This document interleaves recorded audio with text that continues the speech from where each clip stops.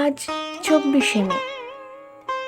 এপার বাংলা এবং ওপার বাংলার প্রিয় কবি কাজী নজরুল ইসলামের জন্মদিনে তার প্রতি শ্রদ্ধার্ঘ্যস্বরূপ আমাদের বিনীত নিবেদন।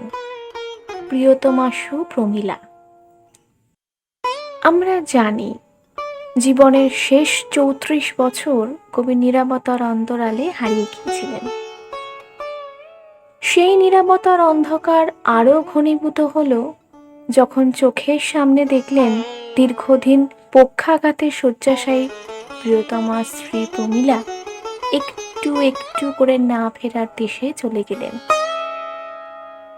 ধরা যাক সেই হৃদয় বিদারক যন্ত্রণা বুকে নিয়ে কবি কলম হাতে তুলে নিলেন স্ত্রীকে একটি চিঠি লিখবেন বলে। চিঠির আঙ্গিকটুকুই শুধু কাল্পনিক, বিষয়বস্তু সম্পূর্ণ ইতিহাস নির্ভর। কলিকাতা, ৩১ ডিসেম্বর ১৯৬২।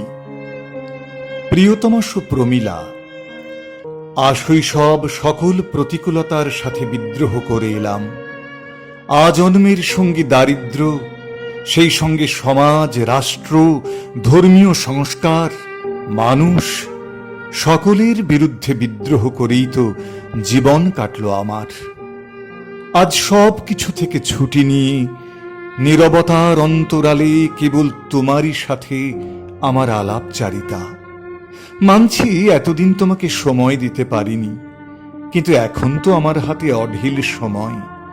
তাই বলি প্রিয়ে, আর অভিমানী মুখ ফিরিয়ে তোমার কবিকে দূরে সরিয়ে দিও না।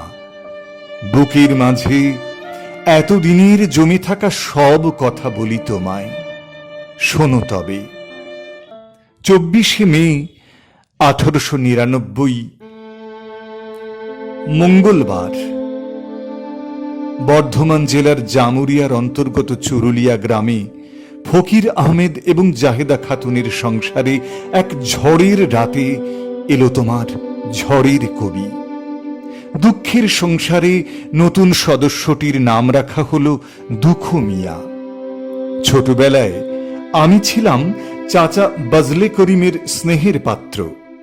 চাচার কাছেই আরবি ফার্সি শিখেছি, আর চাচা যখন গজল লিখে সুর বসাতেন, আমি তখন সেই সুরের মায়াজালে ডুবে যেতাম। হঠাৎই ভাগ্যের চাকা অন্যদিকে ঘুরে গেল। ৩ ভাই, ১ বোন আর মাকে রেখে বাবা যেদিন অকালে জীবন থেকে বিদায় নিলেন, সেদিন থেকেই সংসারের দায়িত্ব নিয়ে শুরু করলাম জীবিকার সন্ধান। মাত্র ৯ বছর বয়সে মাজারে পৌরোহিত্য, মসজিদে মোল্লাগিরি, তারপর নিম্ন প্রাইমারি স্কুলে শিক্ষকতা, রুটির কারখানায় শ্রমিকের কাজ, কি না করতে হয়েছে, এমনকি লেটোর দলে গান গাওয়া। এভাবেই পরিবারের সকলের মুখে অন্ন জোটাতে আমার দিন রাত এক হয়ে যেত। তাই ছাত্র জীবনে বৃত্তি পাওয়া সত্ত্বেও আমার লেখাপড়া চালিয়ে যাওয়া সম্ভব হয়নি। কিন্তু সেই সময়ে আমার সব থেকে বড় পাওনা হল ১৯১৪তে যখন আমি শিয়ারশোল রাজ হাই স্কুলে ভর্তি হলাম। তখন যুগান্তর দলের বিপ্লবী কর্মী নিবারণচন্দ্র ঘটক ছিলেন সেখানকার শিক্ষক। তিনিই আমায় বিপ্লবী চেতনায় উদ্বুদ্ধ করেন। তারই ফলস্বরূপ ১৯২০তে পল্টন থেকে ফেরার পর বঙ্গীয় মুসলমান সাহিত্য সমিতির তৎকালীন সম্পাদক ও ম্যানেজার মুজাফফর আহমেদকে সাথে নিয়ে শুরু হলো আমার সাংবাদিক জীবন। ১৯২০ থেকে ১৯২৮, এই দীর্ঘ ৮ বছরে নবযুগ, ধূমকেতু, লাঙল, গণবাণীর মাধ্যমে জনজাগরণের কাজে নিমগ্ন ছিলাম। তবে সে পথ কোনোদিনই মসৃণ ছিল না। ব্রিটিশ সরকার আমাদের দুজনকেই ভালোবেসে কারাগারে পাঠালেন। বেশ মনে পড়ছে, একবার বন্ধু মোতাহার হোসেনকে এক চিঠিতে লিখেছিলাম, ছেলেবেলা থেকেই পথে পথে মানুষ আমি, যে স্নেহে যে প্রেমে বুক ভরে ওঠে কানায় কানায়, তা কখনো কোথাও পাইনি। তাই হয়তো অল্পেই অভিমান হয়। বুকের রক্ত চোখে জল হয়ে ওঠার আগেই তাকে গলার কাছে প্রাণপণে আটকিয়েছি। আশ্চর্যের বিষয় হল, এমন উপল বন্ধুর পথেও বসন্তের বাতাস এসে পৌঁছেছিল। শোনো সে গল্প। 1921 খ্রিস্টাব্দে কুমিল্লায় আলী আকবর খানের ভাগ্নি নার্গিসের সাথে আমার পরিচয় ও প্রথম প্রণয়। বিবাহের দিনক্ষণ পর্যন্ত স্থির হয়ে যায়, কিন্তু ওদের পরিবারের সাথে একটা বিষয়ে একমত না হতে পারায় এক ভোরে উঠে আমি কুমিল্লা ত্যাগ করলাম। যতদূর মনে পড়ে সেই গ্রামের নাম ছিল দৌলতপুর। আমি অবশ্য কিছুদিনের মধ্যেই কুমিল্লায় আবার ফিরে যাই। সেই সময় তোমার কাকু ইন্দ্রনাথ সেনগুপ্ত এবং কাকিমা বিরজা সুন্দরী দেবী আমাকে পুত্র স্নেহে আশ্রয় দিলেন। আমি তোমার কাকিমাকে মা বলতাম।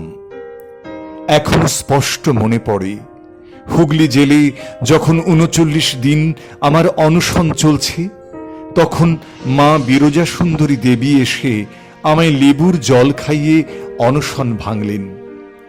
সেই সময়ে কবিগুরুর তার বার্তা, give up hunger strike, our literature claims you. সেই সঙ্গে আমাকে উৎসর্গ করে তার লেখা বসন্ত নাটকের কপিটি আমায় নতুন করে ভাবতে সাহায্য করে। তোমার সঙ্গে আমার পরিচয়টাও ছিল বেশ যুগোপযোগী।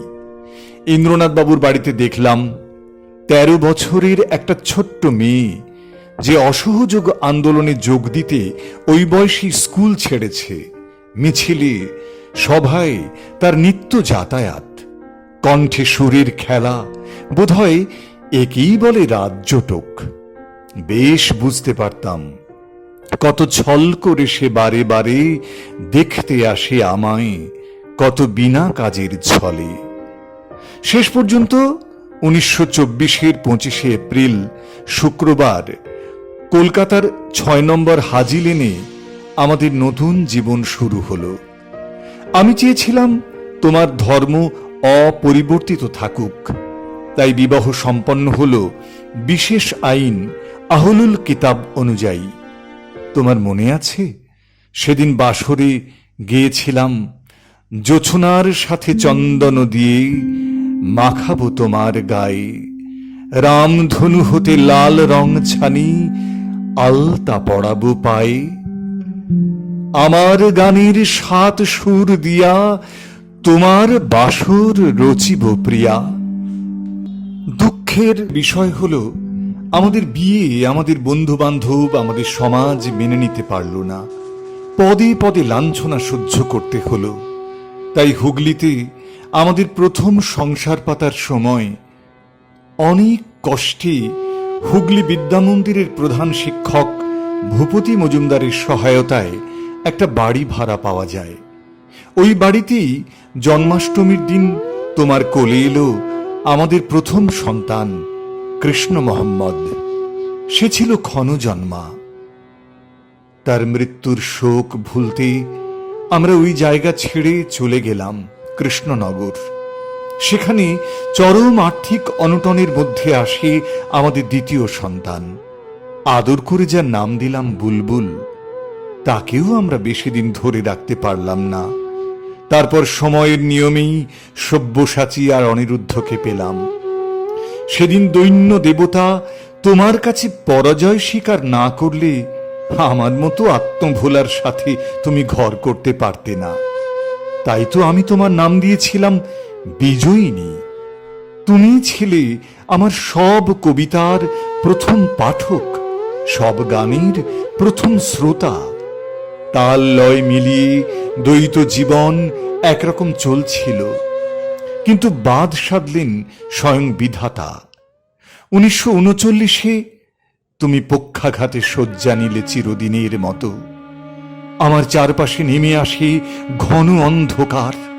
তোমার চিকিৎসার জন্য তখন প্রচুর অর্থের প্রয়োজন, অথচ তোমার স্বামী তখন প্রায় কপর্দক শূন্য।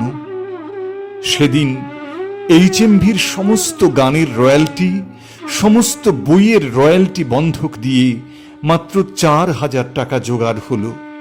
শখের গাড়িটিও বিক্রি হয়ে গেল জলের দরে। এদিকে অ্যালোপ্যাথি, হোমিওপ্যাথি, কবিরাজি, হেকিমি, কোনো চিকিৎসায় যখন কোনোই ফল হলো না, তখন শুরু হলো আমার দক্ষিণেশ্বরের কালীবাড়িতে তারকেশ্বরে হত্যে দেওয়া। দরগার জল পড়া, তান্ত্রিক থেকে ভূত সিদ্ধি, কোনো কিছুই বাদ পড়েনি। একদিন প্রতিজ্ঞা করলাম, আমি যোগের দ্বারা দুলিকে সারাবো। প্রতিদিন 4 বার করে তোমার শিয়রে বসে 2 হাত শূন্যে তুলে যোগ প্রক্রিয়ায় মেতে উঠলাম। সে সময় আমার মনে হতো আত্মহত্যা ছাড়া আমার আর কোনো গত্যন্তরই নেই।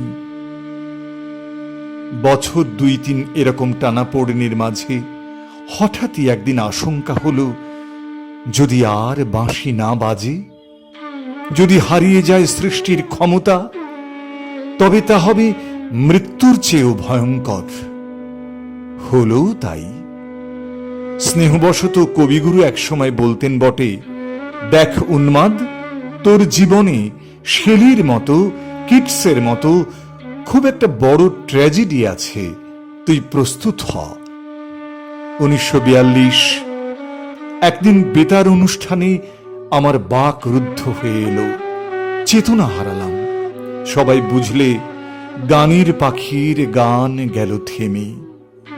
আমি তখন অবোধ শিশুর মতো নির্বাক, ভাবলেশহীন। খাবার সময় আমার আসনটি পাতা হয় তোমার শয্যার ঠিক পাশটিতে। তুমি হাত বাড়িয়ে আমার মুখে গ্রাস তুলে দাও। তোমার এই প্রেমাকুলতা দেখে মনে মনে ভয় পেতাম, আর ভাবতাম আমি দ্বার খুলে রাখব না, পালিয়ে যাবে গো। 1962 সব চিকিৎসা, সব চেষ্টা ব্যর্থ করে তুমি চলে গেলে। বিশ্ব চরাচর জুড়ে ধ্বনিত হলো, খেলা শেষ হলো, শেষ হয় নাই বেলা। কাঁদিও না, কাঁদিও না, তবতরে রেখে গেনু প্রেম আনন্দ মেলা। শেষ হয় নাই বেলা। তোমার শূন্য শয্যার দিকে চেয়ে চেয়ে তোমার কবির লেখনী স্তব্ধ হল। প্রিয়তমা আমার, বিদায়।